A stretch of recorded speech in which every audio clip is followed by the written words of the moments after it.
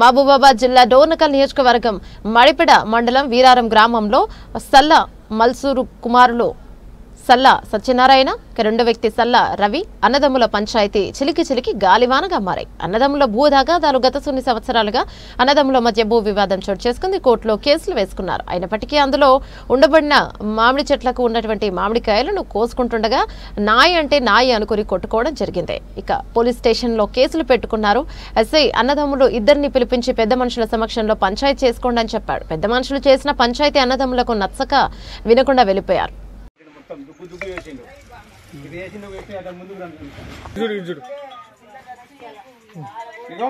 ఇగో రాయి తీసుకొని ఎత్తేసిండు. చూడండి, మీరు మాట్లాడండి. అసలు జరిగింది ఏంటి మాట్లాడండి. వాళ్ళ పేరు అమ్మమ్మ. వాళ్ళ నా పేరు సల్ల ఉమా. నేను వాళ్ళ మర్దల్ని. నేను ఇక్కడ నిలబడ్డప్పుడు ఆయన ఇట్లా పోయిండు. అక్కడ మా మర్దలు కూర్చుంటే మా మర్దలు అనుకొని నేనే అనుకొని మా మర్దలు చూసిండంట. మా మర్దలు వస్తూనే ఉంది అటు నుండి. వదిన వస్తాడు అనుకుంటా. అటు పోయిండు. వీడియో తీసుకుంటూ వచ్చిండు. మూత తీసిండు, బాటిల్ది ఇట్లా పోసిండు. నేను అటు ఉరికిన. అది అగ్గిపుల్ల గీకుతాడని నేను అటు ఉరికిన. దీనికి అంటుకుంది. ఇది బర్రున కాలింది. వీళ్ళందరూ ఉరికొచ్చారు. అప్పుడు ఉరికిండు, పెట్టిండు, ఉరుకుతూనే ఉండి ఇక ఉరుకుతూనే ఉండి అవతల కూడా బండి స్టార్ట్ రెడీగా ఉన్నాడు. అది కూడా మాకు తెలియదు. వెళ్ళిపోయింది. పారిపోయింది. నేను ఇంటికి పోయి కారుని నొగ్గ పలగొట్టిండు. మొత్తం అనుకున్నాడు. మొత్తం నేనే కొన్నా. తల్లిదండ్రికి లేదంటాడు, తమ్ముడికి ఎవరికి లేదంటాడు. 6 ఎకరాల ల్యాండ్ మొత్తం నాదే. నా అత్తగారు కట్నం పెట్టి కొనుక్కున్నా అని అంటుండు. అట్లా అని మేము ఈ సంవత్సరం వచ్చినాము. నాకు పోయిన సంవత్సరం, అంతకుముందు సంవత్సరం నాకు యాటకు ఆపరేషన్ అవుతుంది. ఈ సంవత్సరం మంచిగా ఉన్నా అని ఈ సంవత్సరం వచ్చినాం భూమి మీదకి. వచ్చినందుకు మమ్మల్ని చంపాలని చూస్తున్నాం. పెట్రోల్ పట్టుకొని వచ్చి నా మీద అంతా పోసిండు. ఉరికేసరికి బండిని కంటుకుంది. అన్న గతంలో ఇలాంటి ఏమైనా జరిగిందా? అయితే ఏం లేవన్నా. కాకపోతే మొన్న కాయలు కోసినప్పుడు మేము కోసినాం, ఆయన అమ్ముకొచ్చుకున్నాడు. ఈ రోజు మళ్ళా మేము చెప్పినాం కోడు బాగా చేసుకోరని చెప్పిండు. మామయ్యకు పోలీసులు ఫోన్ చేసిర్రు. మామయ్య అన్నాడు, ఏమన్నాడంటే 3 భాగాలు తీసుకుంటాం, రమ్మను, 3 కలిసి కోస్తాం, 3 భాగాలు తీసుకుంటాం అని పోలీసు ఆయనతో చెప్పిండు.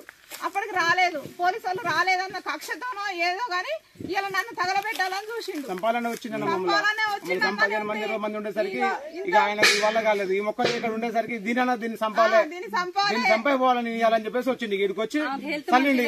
ఎందుకంటే ఇప్పుడు గతంలో ఏమైనా పోలీస్ స్టేషన్ కేసులు ఉన్నాయంటే 2-3 సంవత్సరాలు ఏమైనా పెట్టారు? కేసులు పెట్టినామన్నా. 15 రోజులకి సాగుతూనే ఉంది మాకు పోలీస్ స్టేషన్ లో. ఎస్ఐ గారు అట్లా కొన్ని రోజుల తర్వాత ఎస్ఐ గారు ఉండి మీరు పంచాయతీ చేసుకోవాలని పంపించింది అన్న. ఎట్లా పంచాయతీ చేసుకోవాలంటే వాస్తవంగా వాన్ భూమి వానికే ఉంది, నీ భూమి నీకే ఉంది, మీ నాన్న భూమి మా నాన్న తీసి మిగతా ఉంటే మీరు పంచుకోరని చెప్పిండు. ఎంతమంది మీరు అన్నదమ్ములు? అన్న మీరు అన్నదమ్ములు ఎంతమంది? మేము అన్నదమ్ములు 3 అన్నదమ్ములము. మా పెద్దన్న కూడా అమ్ముకున్నాడు. భూమి అమ్ముకుంటే అది కూడా మేమే కొనుక్కున్నాము. నాన్న కొన్నాడు ఆ భూమి కూడా కొనుక్కున్నాడు. మా అందరికి పంచిచ్చిండు. మా ఇద్దరు పంచిచ్చినాక ఏముంటాడు ఇప్పుడు మొత్తం నాదే, మీకు ఎవరు తెలియదురా, మొత్తం నేనే కష్టపడి కొనుక్కున్నా, నా కట్నం పెట్టి కొనుక్కున్నా అంటే నీ దగ్గర కాగితాలు ఉంటే తీసుకొని రా అని చెప్పినాము. వాళ్ళ దగ్గర ఒక్క కాగితం లేదు. ఏదో డూప్లికేట్ కాగితం, ఫేక్ డాక్యుమెంట్ తీసుకొచ్చి ఇదే నేను భూమి కొన్నా అని చూపిస్తాడు. ఎస్ఐ గారు చూపించిన మేము చూపిస్తే ఆయన అన్నాడు, ఈ సంతకాలు ఉన్నోళ్ళు ఈ ఆవును ఈ ఫాల్తు అన్ని ఫేక్ డాక్యుమెంట్ తీసుకొచ్చి కాదని చెప్పి బయట పడేసింది ఎస్ఐ గారు కూడా. అందరూ తీసుకొచ్చి అని ఆయన పేరు మీద ఎకరం 10 గుంటలే ఉంది.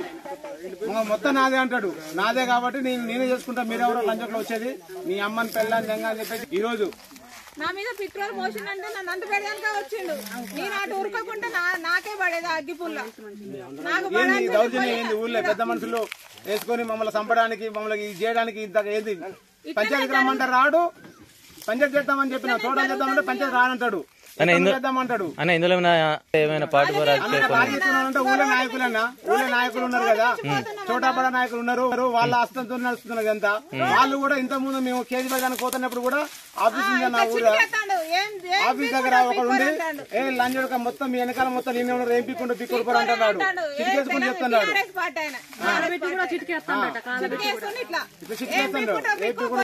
ఏందన్నా దౌర్జన్యం? మేము ఊళ్ళో బతకాలన్నా కావాలా? ఈ బండి ఒక కారా?